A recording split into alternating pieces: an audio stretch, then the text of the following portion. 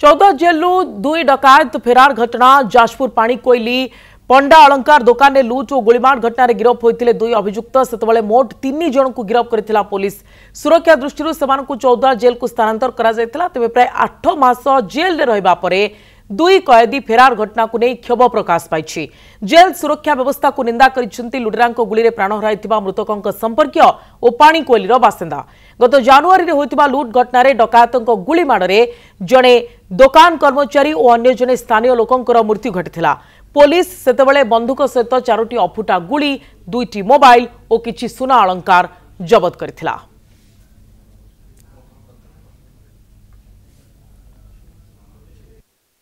दुर्भाग्यर कथा जे आम एभली एक शासन व्यवस्था भितर अच्छु पुलिस हेफाजतरू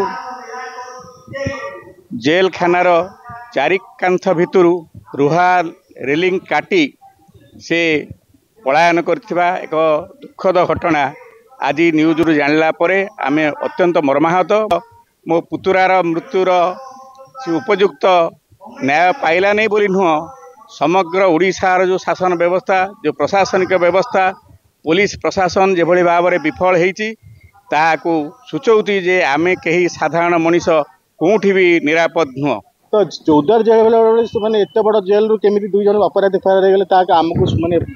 निजुक लगुच एटार स्थानीय आदिवासी स्थानीय अंचलवासी आमर ओडिशावासी किभली भाव में बची कि भाव में सुरक्षा भाव प्रशासन दब जो जेल रु पलाउं 2 जन मैंने एत बड़ा हार्डकोर डकायत तो ये मत लगुच जहाँ जेल अधिकारी मान सागर उभय तो डकायत मानक से हाथ बारिश कर बड़ रकम अर्थ दे फेरार अर्थ नहीं फेरार कर सहायता भी कर।